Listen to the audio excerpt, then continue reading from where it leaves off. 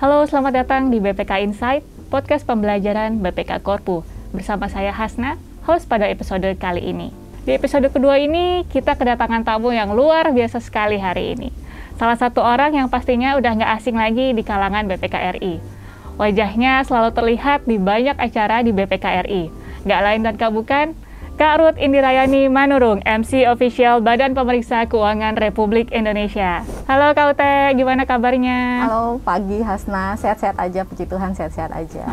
Makasih banget ya Kak, udah bersedia hadir di podcast pembelajaran kita ini. Sama-sama, saya juga berterima kasih loh udah dipercaya untuk datang. Waktu pertama diundang juga kaget juga gitu, sempat kaget, waduh diundang untuk ngapain nih gitu. Udah sempat rada kagok, tapi kemudian ya udah dateng. Mudah-mudahan sih bisa ada hal-hal baru yang bisa saya bagikan, mudah-mudahan buat teman-teman semuanya. Amin, moga-moga menginspirasi ya, pasti KUT akan selalu sih menginspirasi kita semua. Mudah-mudahan. Nah gimana nih Kak, kalau di saat pandemi ini kegiatan MC-nya makin padat kah atau malah makin berkurang, gimana nih Kak? Waktu awal-awal kita pandemi setahun yang lalu itu berkurang pastinya kan, kosong banget. Tapi setelah sekarang kemudian jalan lagi, malah kerasanya makin padat ya, karena ada yang offline gabungan online, ada juga yang online gitu. Jadi ya sudah hampir sama dengan sebelum kita pandemi sebenarnya sih. Jadi kalau dibilang padat ya padat, ada saat-saatnya padat, ada saat-saatnya lagi kosong ya kosong gitu. Iya juga sih.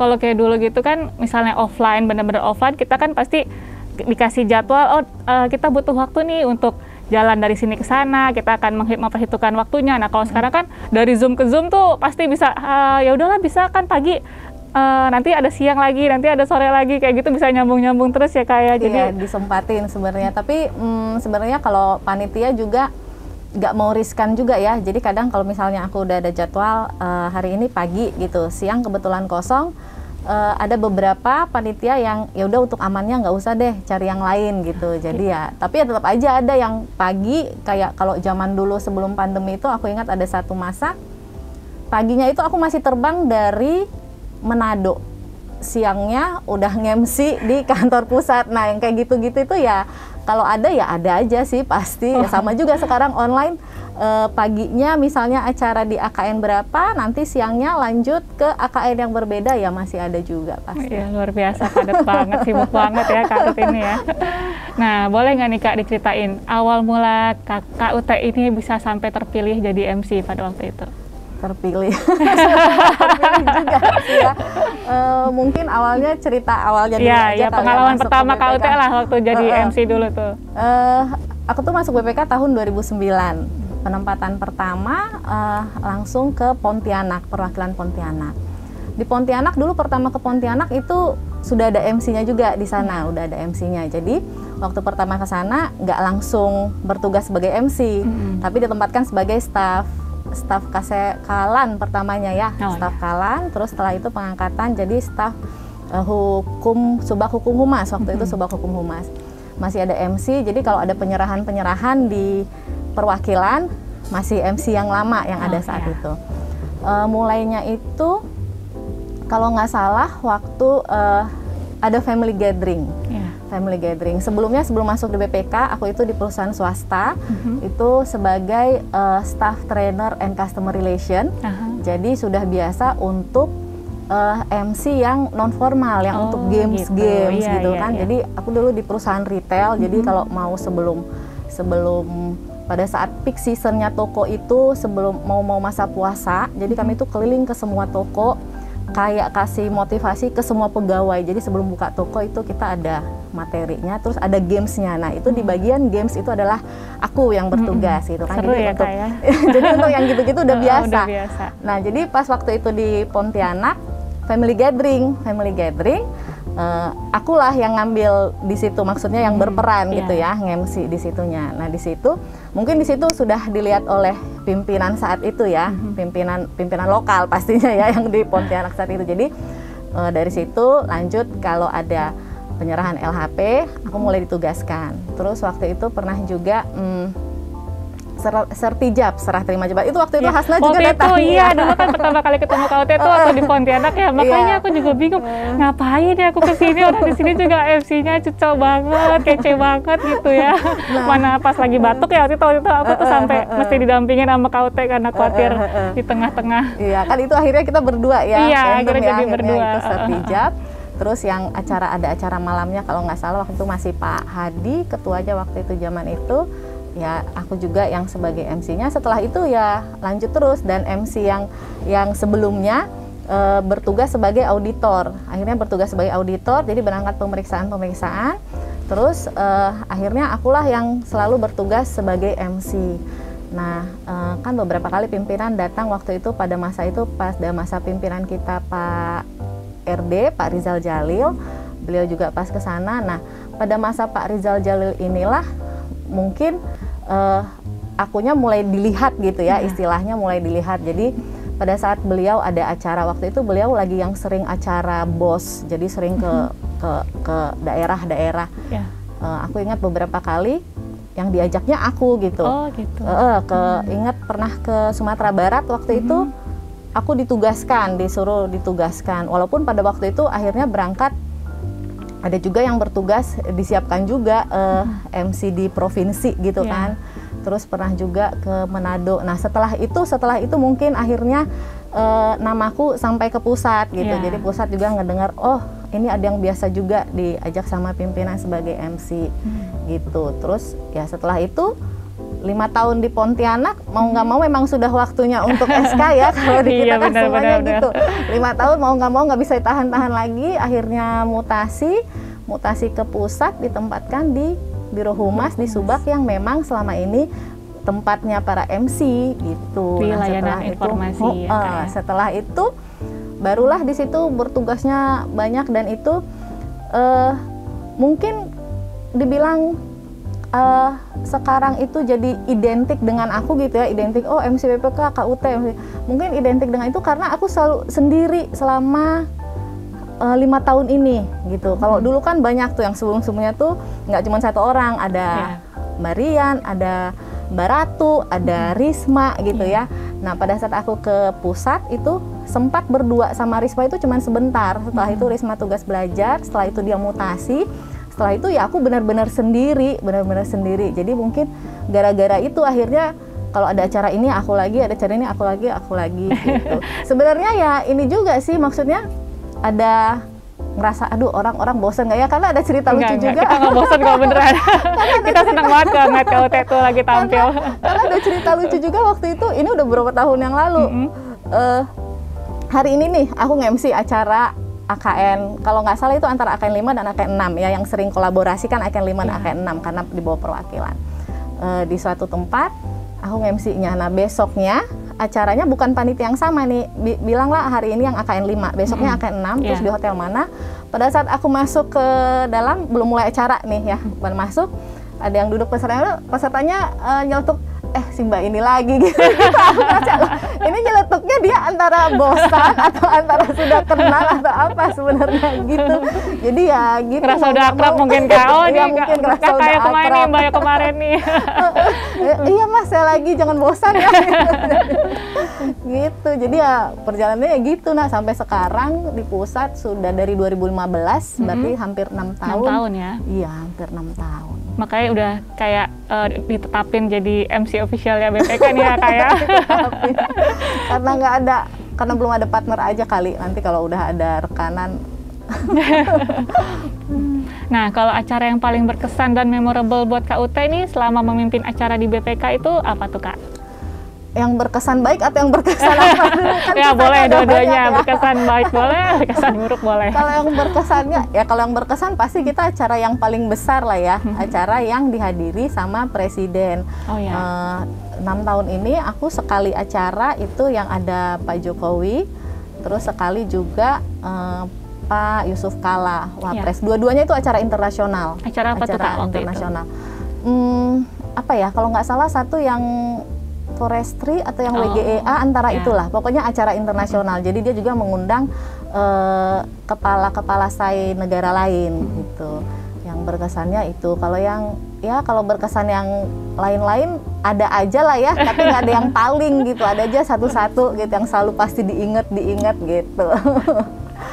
Nah, kalau misalnya kalau untuk persiapan yang harus dilakukan oleh seorang MC itu sebenarnya apa aja sih Kak? Misalnya ada teman-teman sahabat belajar yang pengen nyoba dan pengen ngerasain gitu untuk jadi MC, mereka kan mesti punya persiapan tertentu. Nah, kira-kira apa nih Kak yang mesti disiapin? Buat yang udah pernah atau yang belum pernah nih sebenarnya? Kalau untuk yang belum pernah sama sekali, kalau yang belum pernah sama sekali, yang diniatin mentalnya pastinya ya. Benar. Mental dan niatnya gitu. Kalau yang belum pernah sama sekali ya, yang pasti dia harus berani dulu aja gitu, berani. Kalau orang udah berani, setelah itu dia akan mau tahu gitu kan, dia akan mau belajar. Tapi kalau orang yang nggak berani, dia mau belajar juga udah males kan, dia nggak akan cari tahu. Nah kalau orang yang udah berani, dia pasti akan cari tahu, gimana ya caranya ya supaya aku bisa lancar nge-MC-nya, supaya mulai nanya sana sini gitu, mulai nanya ke sana, mulai nanya ke sini gitu. Nah kalau yang sudah pernah ya persiapannya ya kalau seperti biasa persiapannya gimana ya bilangnya ya, kalau yang sudah pernah nge-MC yang pasti persiapannya persiapan fisik itu pasti, persiapan naskah itu pasti, persiapan secara penampilan itu juga pasti gitu, yang gitu. Atau mulai yang kalau lebih spesifiknya lagi ya, kalau yang paling penting, kalau kata aku yang paling penting di persiapan itu yang penting kita tahu acaranya apa, kita tahu susunan acaranya, kita tahu VIP yang hadirnya siapa. Nah, terkait hal itu, kalau misalnya kan setiap kali kita nge-MC ini penyelenggara acaranya kan beda-beda ya Kak ya, dan kesiapan setiap penyelenggara tuh juga pasti berbeda. Ada nih panitia yang wah ini udah biasa banget nih pasti megang acara, soalnya semuanya aman, semuanya rapi gitu. Cuma kadang kita juga suka nih kadang-kadang nemuin penyelenggara yang terkesan belum siap gitu, kayak ditanya gimana nih VIP-nya yang confirm siapa aja, kadang masih ada yang belum firm lah, masih ada yang bingung kayak gitu. Nah kayak gitu gimana Kak? Tips-tips untuk mengatasinya nih? Nah kalau buat kita yang udah pernah, pasti kan kita udah pengalaman nih ya. Jadi kayak aku aja misalnya, ada panitia itu yang kadang dia di susunan acara itu nggak rinci, nggak detail. Kadang lagu Indonesia Raya dia nggak tertulis, tapi sebenarnya ada. Doa dia nggak tertulis susunan acara tapi sebenarnya ada.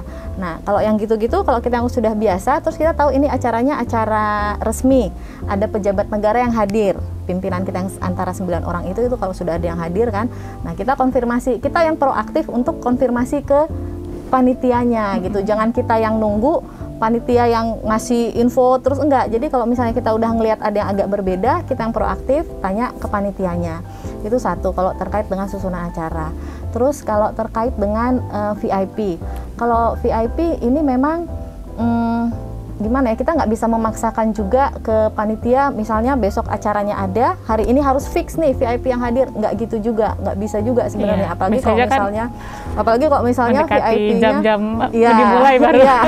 Apalagi kalau VIP-nya misalnya yang sampai level menteri, eselon 1, yang bukan di kita internal kita aja ya, yang di eksternal kita gitu loh maksudnya, auditi kita. Nah kalau kayak gitu kita nggak bisa memaksakan juga. Nah disinilah pentingnya MC itu harus siap, terus nggak boleh panik gitu kan, terus harus siap dengan kemungkinan perubahan-perubahan yang ada. Kalau VIP seperti itu pasti walaupun misalnya hari ini sudah ada, besok ya kayak tadi kata Hasna, 5 menit sebelum acara dimulai pun itu bisa banget berubah. Nah kadang ada, ini juga saya kadang taunya karena, jadi kalau nge-MC itu kadang ada orang berpikir kalau nge-MC itu kerja sendiri gitu kan. Sebenarnya enggak. Jadi kita itu kerjasama sama siapa? Sama panitia. Terus satu lagi sama protokoler. Kalau misalnya VIP yang level VIP yang hadir itu yang pasti akan harus ada protokoler gitu kan. Jadi kita harus tetap koordinasi sama panitia sama protokoler. Nah terus kayak tadi itu ada saat-saat perubahan. Pada saat berubah, aku dapat informasi dari protokoler, jadi ada beberapa MC yang pada saat ada perubahan itu jadi panik. Nah iya. Itu jadi terpakunya cuma sama naskahnya yang sudah ada dari awal. Begitu ada perubahan langsung yang, aduh gimana gini ya, gimana ya, aduh gimana ya gitu. Padahal ya nggak usah panik sebenarnya. Kita ya, oke. Yang penting kita catatan kita udah kita perbaikin gitu. Oh oke, berarti ini coret ya, ganti diwakili oleh si ini ya. Oh ini urutannya jadi ke atas ya, ini jadi urutan 2. Nah yang penting itu pada saat ada perubahan di naskah kita, itu harus ada yang kita konfirmasi, ini benar ya, begini ya, gitu. Jadi jangan kita yang kita ganti sendiri, terus udah kita diem aja. Nah, jadi kita konfirmasi lagi, kalau ada perubahan kita konfirmasi entah itu ke panitia, entah itu ke protokoler, gitu. Nah, terus nih Kak, kalau misalnya ini yang sering aku alamin ya, mungkin juga teman-teman lain yang sering alami juga, kayak kalau misalnya kita ditunjuk besok jadi MC ya, kita kadang suka ngerasa, aduh kurang pede nih, terus nanti yang hadir siapa ya, kalau yang hadir ada pejabat negaranya, makin nervous kan, makin deg-degan. Nah, gimana nih Kak tips-tipsnya untuk kita yang suka, yang masih suka nervous, masih baru-baru nyoba sekali 2 kali kayak gitu. Kalau dibilang kan orang mengatasi nervous itu beda-beda ya. Iya, ada yang katanya orang, ada yang ada yang bilang nyanyi-nyanyi kecil lah, ada yang bilang ada orang yang kalau nervous dia harus ke belakang dulu lah, ada yang harus makan dulu lah, kenyang lah, apa gitu kan. Nah, gimana ya, kalau aku dulu pengalamanku pertama kalau yang ada pejabat negara itu ya di pusat sebenarnya kan. Kalau di perwakilan kan cuma sampai level anggota ya. Kalau level anggota, kalau aku nganggapnya level anggota untuk ngatasin nervousnya, yang pasti aku cari tahu dulu itu anggota orangnya seperti apa. Kalau dulu waktu aku di Pontianak ya, di perwakilan ya, kan cari tahu dulu itu anggota seperti apa. Ada hal-hal catatan-catatan khusus nggak yang kalau beliau ini jangan begini, kalau beliau ini jangan begini. Sampai harus sedetail itu ya Kak. Jadi kalau MC tuh emang kita tuh harus mesti banyak tahu juga, mesti mau cari tahu juga gitu ya Kak ya. Karena di kita itu uniknya, mau di MC mau itu di mana, ini selalu sering kalau ngobrol sama orang gitu, kalau misalnya lagi ikutan training atau diklat gitu yang ada pesertanya dari luar. Kalau di kita itu uniknya adalah kita ada 9 orang pimpinan, gitu kan.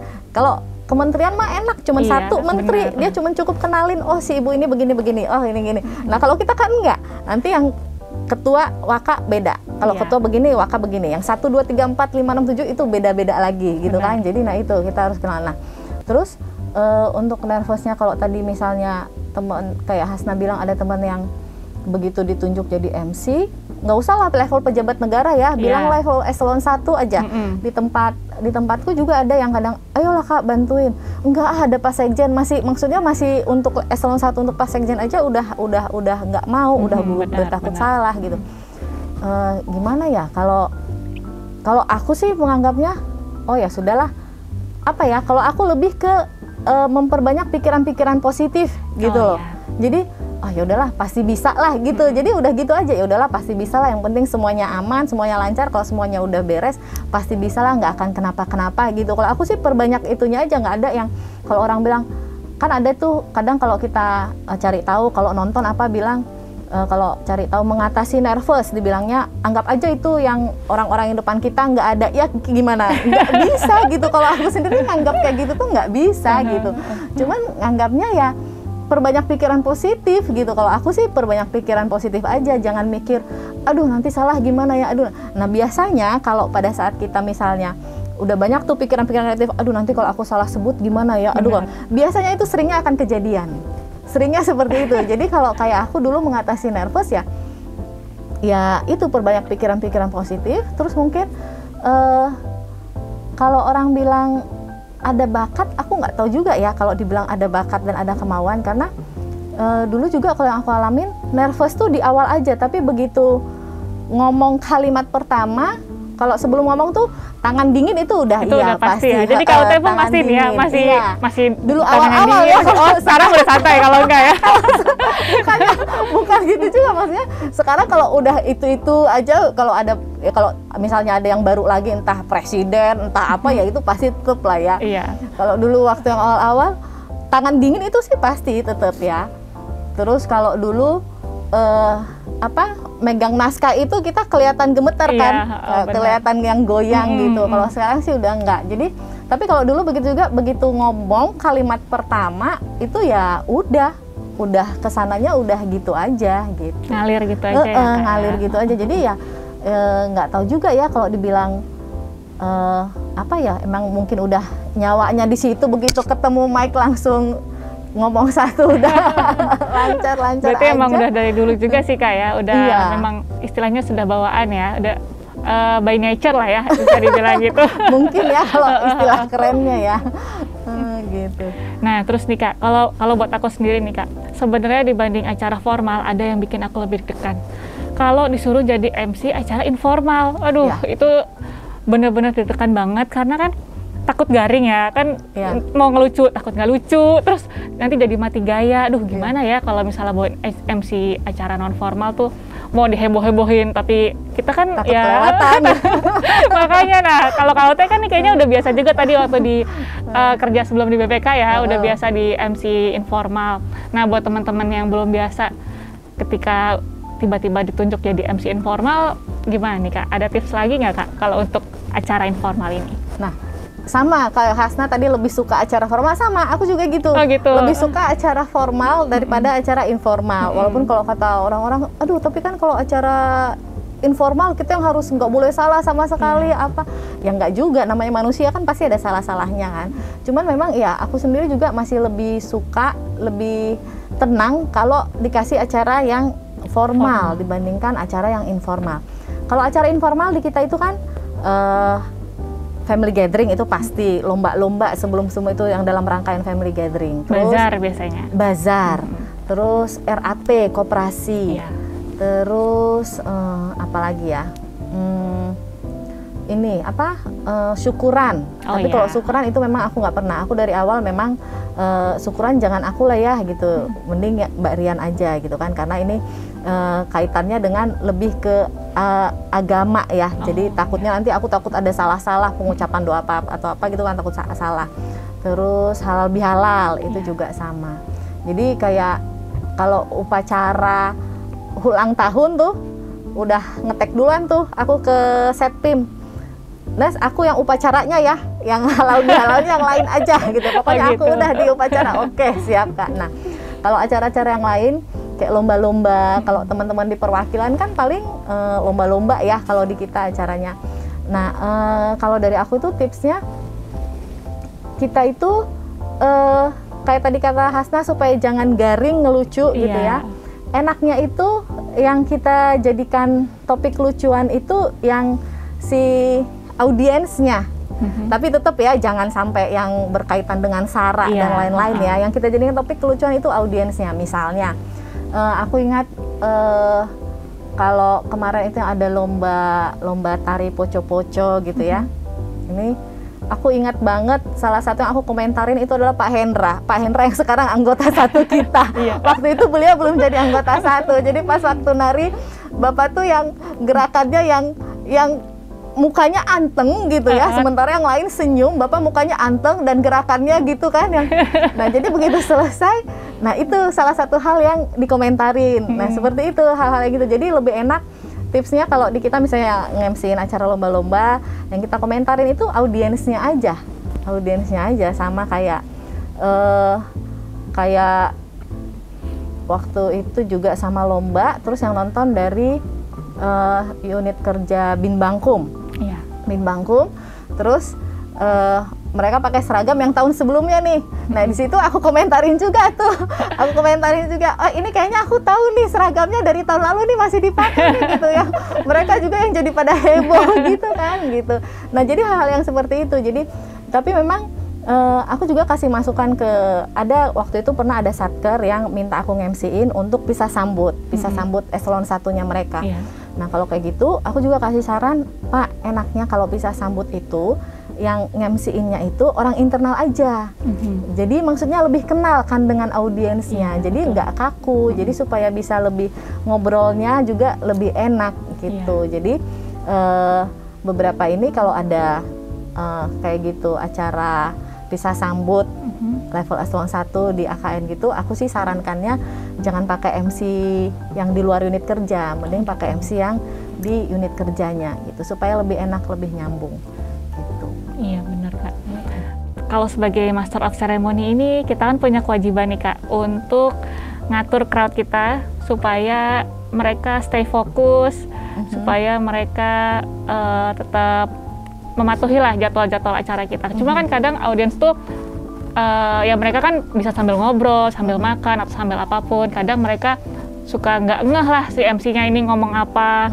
Kadang mereka suka pokoknya MC ngomong gimana kayak berasa dijekin gitu loh Kak. Nah itu gimana Kak tipsnya supaya crowd tuh bisa stay fokus lah sama kita, supaya mereka bisa merhatiin lah ketika kita announce atau ngomongin apa gitu. Ini untuk acara formal atau kalau semi formal gitu? Kalau semi formal acara apa ya misalnya ya di kita ya? Misalnya semi formal RAT itu sih informal. Semi formalnya pada saat ada pimpinan aja. Di awal-awal berarti ya Kak ya? Iya, pada saat di awal-awal. Tapi setelah itu kalau masalah hadiah kan orang pasti fokus ya. Oh iya benar, itu paling penting soalnya. Orang sih pasti apalagi fokus. door prize gitu kan pasti semua langsung dengerin. Door prize orang pasti fokus.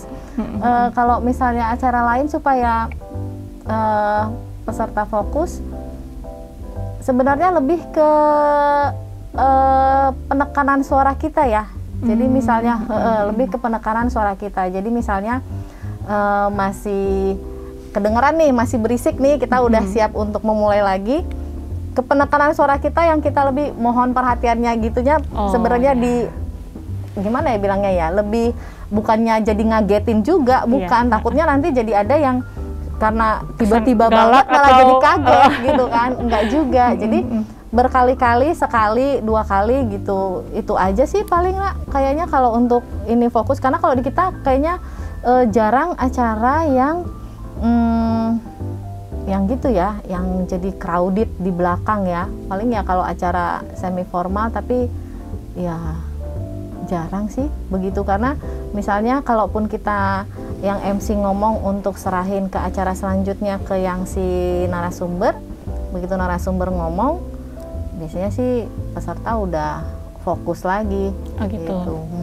Kadang mungkin gini Kak, kalau misalnya habis penyerahan, terus kan suka ada foto bareng nih. Habis foto bareng kan biasanya suasananya ramai, riuh. Terus sebelum kita mulai ke sesi selanjutnya, nah kadang suka nggak fokus kan di sininya. Misalnya kayak gitu mungkin kan.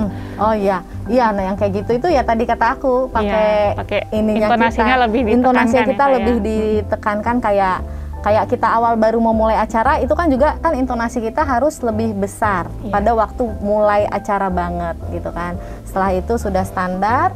Nah di saat-saat seperti itu perlu lagi kita untuk intonasinya mulai dikuatkan lagi gitu aja sih. Jadi untuk jadi MC ini butuh pelatihan khusus lah ya Kak harusnya. Atau gimana menurut Kak Ute? Kalau pelatihan khusus mungkin iya, tapi lebih ke untuk tahu pola-pola acaranya di kita. Gitu ya. Nah kalau untuk karena kayak misalnya ada temen yang nanya kayak kemarin juga aku nge-MC apa ya, ada yang nanya pernah ikut pelatihan apa gitu suara, nggak pernah. Aku juga nggak pernah. Masa sih? Nggak pernah juga. Saya pikir pernah. tuh, Jadi aku pikir Kak Ute suka melatih suara, kan pasti ada cara-caranya khusus ya kayak untuk melatih artikulasi kita, intonasi kita, terus tempo suara kita juga kan harusnya diatur kayak gitu. Jadi Kakak juga nggak pernah nih? Enggak. Jadi mungkin aku karena banyak nonton kali ya, mungkin belajarnya gitu aja. Jadi maksudnya, oh iya, jadi kalau cara ngomongnya oh begini, kalau acaranya yang non formal oh begini. Jadi kalau mulai ngajak orang intonasinya begini, gitu. Jadi nggak ada yang sekolah, yang belajar sekolah, bilang lah nggak usah sekolah ya, kursus, yang kursus untuk AIUEO itu nggak ada. Malah dulu juga pertama aku ke pusat itu terus nge-MC, terus pada saat itu pimpinan pada saat itu sebut mungkin kalau udah biasa dengar yang Mbak Rian kan suaranya kece banget, bulatnya ya, gedenya itu ya, Mbak Rian sama Risma gitu kan. Kalau Mbak Ratu kayaknya hampir-hampir sama lah sama aku. Ada yang bilang ke Budian gitu, Ian, itu si Ute suruh merokok dong biar supaya lebih berat gitu biar suaranya lebih berat gitu. Suaranya lebih berat. Tapi dari situ aku nggak belajar juga, tapi dari situ berarti suaraku kurang bulat, berarti suaraku kurang berat gitu juga. Nah dari situ dari situ ya dipelajarin lagi nggak tuh Kak, gimana sih caranya bikin suara supaya bulat, supaya berat, kayak gitu bisa dipelajarin nggak sih Kak sebenarnya? Mungkin sebenarnya bisa ya, tapi aku enggak. Jadi aku kalau di rumah aja latihan sendiri gitu, di kamar aja latihan sendiri yang misalnya Assalamualaikum warahmatullahi wabarakatuh, kurang bulat. Assalamualaikum warahmatullahi wabarakatuh, tapi terlalu berat, terlalu rendah, gitu aja sendiri, gitu. itu sendiri aja gitu. Coba-coba sendiri di kamar mandi, coba-coba sendiri aja, gitu. Jadi aku juga nggak pernah, pengen sih memang kemarin, pengen juga lihat-lihat ini ya, apa namanya, kalau ada yang kursus begitu ya pengen juga. Cuman ya kayak sekarang aja kalau kata orang yang suara dari perut sama suara dari sini, nggak pernah aku tuh latihan yang gimana ya, lain sendiri aja, nggak ada yang kursus, cuman ngerasain gimana sih. Oh ya itu belajar, apalagi kalau zaman sekarang buka YouTube apa gitu kan, ngerasain oh ya kalau apa getarnya di mana, di sini bukan di sini. Iya, gitu. Penapasan perut, penapasan diafragma gitu kan bagusnya katanya dari situ ya untuk belajar. Pernah yang kursus suara yang gimana. Nah, kalau KUT ini kan pasti ada kan kerjaan utamanya. Jadi kalau untuk kegiatan-kegiatan jadi MC ini sebenarnya ngeganggu nggak sih Kak sama kerjaan utama Kakak? Atau malah sebenarnya kegiatan MC ini buat KUT itu malah fun karena bisa sambil ngelepas kejenuhan atau kepenatan, tambah lagi kan bisa sambil tambah pengalaman, bisa kenal lebih banyak orang. Kalau MC acara beda-beda kan pasti makin banyak dong yang kita kenal kayak gitu. Itu gimana Kak? Nah, waktu nggak tahu, jadi kalau sekarang misalnya dibilang tugas utama, kan aku selain MC, kalau yang rutin yang sehari-hari itu aku jadi adminnya EPPID yang khusus untuk permintaan. Jadi kalau ada yang permintaan LHP masuk ke EPPID itu aku yang respon, sama yang lewat email juga aku juga yang respon. Terus media sosial Twitter itu juga aku yang pegang. Terus kalau ada berita-berita utama kita yang udah naik di website, terus disampaikan ke berita1.com untuk naik di berita1.com, itu juga aku koordinasi dengan berita1.com. Nah, jadi kalau ditanya sebenarnya tugas utamamu itu apa sih Teh? Aku juga bingung gitu ya. Kalau misalnya ditanya sebagian besar waktu, pasti ada bulan-bulan tertentu yang sebagian besar waktunya buat nge-MC. Tapi kalau yang tadi itu rutin setiap hari itu pasti akan selalu ada, setiap hari pasti akan selalu ada. Jadi apalagi kayak sekarang EPPID itu dalam satu minggu itu bisa, kalau lagi banyak, dalam satu minggu bisa sampai 300-an permintaan. Banyak banget gitu. Ya Kak? Banyak, kalau dalam satu hari, kayak misalnya ini hari Senin, kalau hari Senin kan karena udah ada Sabtu, Minggu, kayak hari Senin ini aku bisa nindak lanjutinnya bisa sekitar 70-an permintaan. Sehari itu Kak? Iya. Kalau lagi sepi, apalagi nanti misalnya udah penyerahan, udah ada LKPD yang 2020, itu pasti banyak lagi tuh. Iya, makin banyak lah ya Kak. Jadi kayak sekarang kalau nge-MC, aku sambil bawa laptop. Jadi kalau misalnya udah lagi ada sesi paparan yang nggak banyak MC yang ngomong ya, aku sambil luar biasa banget KUT ini. Nah, kalau ditanya atau jadi fun, jadi menikmati, mungkin aku juga menikmati sebagai MC, kayak tadi kata Hasna, jadi banyak ketemu orang, banyak pengalaman. Zaman dulu sebelum pandemi bisa berangkat ke banyak daerah. Benar banget. Iya, bisa berangkat ke banyak daerah. Terus ya itu tadi, kita belajar banyak lagi. Kalau ada, pasti di setiap acara ada aja hal-hal baru yang harusnya begini, harusnya begini gitu. Tapi sejauh ini ya aku menikmatinya. Mungkin karena itu kalau ada MC, oke Bu. Cuman kadang ada juga saat-saatnya kalau misalnya lagi penuh banget, Ted MC ini, kata Bu Ted MC ini. Kadang maksudnya bukannya kita nggak mau sombong juga gitu ya. Cuman maksudnya kadang acara yang, Bu itu bisa kali Bu MC internal Bu, nggak harus saya mau bernafas dulu gitu kan, maksudnya gitu. Cuman kadang nggak tega juga gitu loh, maksudnya begitu bilang gitu, aduh nggak tega juga, ya udahlah Bu nggak apa-apa gitu ya. Mungkin karena itu ya, karena menikmati juga, jadi walaupun penuh selama masih bisa, ya udahlah Bu nggak apa-apa gitu. Jadi ya itulah, menikmati. Luar biasa sekali nih KUT nih. Nah, kalau yang kita lihat ini KUT kan seger terus ya, makin lama malah makin fresh. Apa nih Kak rahasianya? Olahraga kah? Makan sehat kah? Atau apa nih tips yang bisa dibagiin ke sahabat pembelajar? makin seger ya, benar. Iya benar, soalnya kan kalau untuk jadi MC kan harus fresh banget kan Kak. Nggak mungkin kan kalau misalnya kita batuk-batuk sedikit aja itu kan ganggu performa banget ya kan Kak. Iya. Nah gimana tuh Kak tips-tipsnya nih? Kalau jaga kesehatan itu pasti. Aku sejak ke pusat itu udah benar-benar nggak minum yang dingin. Kalaupun minum dingin itu yang sekali-sekali aja, sekali-sekali aja. Kalau memang lagi yang cuaca panas banget atau memang adanya itu air dingin, minum dingin. Tapi aku satu nggak pernah minum yang dingin. Terus cukup istirahat itu pasti, kan? Cukup istirahat itu pasti. Terus kalau orang yang kadang suka kesel tuh ya kalau ketemu orang, Teh, kok lu segitu-segitu aja? Diet lu mesti ya gini. Rasanya pengen, aduh, siapa sih Bu yang diet gitu kan? Ya karena mungkin metabolismenya aja kali ya bagus ya. Kalau makan sehat itu pasti makan sehat, apalagi kayak zaman pandemi gini ya. Nah iya. Zaman pandemi gini. Kalau vitamin-vitaminan enggak sih, tapi enggak. Tapi justru dari makanan ya Kak ya? Iya, tapi aku selalu usahakan buah, sayuran. Kalau lauk itu aku lebih suka ikan daripada daging. Oh iya. Kalau selama pilihannya ada ikan, aku lebih milihnya ikan. Terus ya minum air mineral. Malah kadang aku termasuk yang sedikit minum sebenarnya, harus lebih banyak. Iya, harus lebih banyak minum. Kalau olahraga iya, olahraganya apa? Ngepel kamar kosan itu aja. Nggak ada yang olahraga kekinian yang sepedahan gitu atau jogging. Kan deket ke GBK kan, GBK kan. Jogging gitu kan, itu enggak, ngepel kamar aja. Kecuali mungkin nanti ada ngajak, yuk jogging kita sekalian ngeceng, oh ayo boleh. Cuman kalau sekarang sih enggak, ya itu aja sih, hidup sehat, istirahatnya cukup gitu. Oke, KUT ini pengalamannya udah banyak banget, udah jadi representasinya BPK, udah bikin acara-acara BPK bisa jadi lebih baik lagi, berkualitas dan keren banget. Nah, kalau KUT sendiri gimana nih Kak? Ada nggak sih cita-cita atau impian untuk melebarkan sayap Kakak sebagai MC profesional di luar sana? Atau mungkin ada impian lain yang KUT punya? Kalau dibilang melebarkan gimana ya?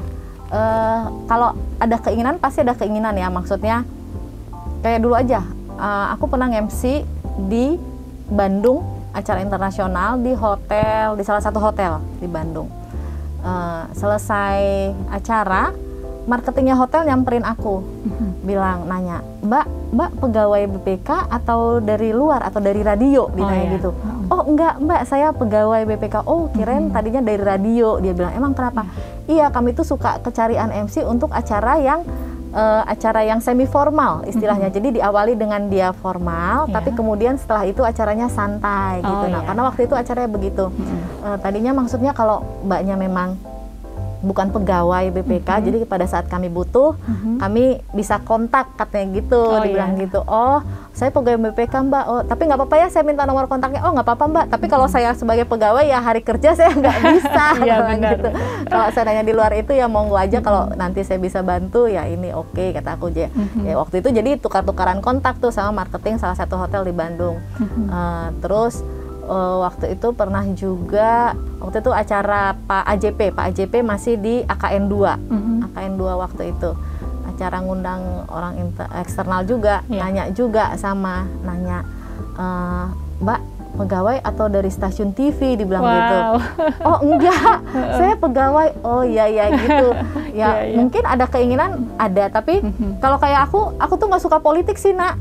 Jadi kalau dulu juga dari awal, kalau mau nge-host gitu, misalnya diundang apa, nggak masalah. Tapi kalau ngomongin politik, aku udah nyerah deh gitu. Kalau politik aku nggak.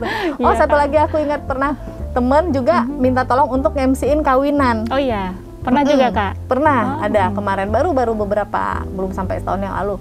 Nah masalahnya kawinannya kawinan akad gitu kan. Aku yang lain deh, kataku, nanti aku salah. Enggak, cuma nyebutin ini aja sih, dari pihak apa, dari pihak.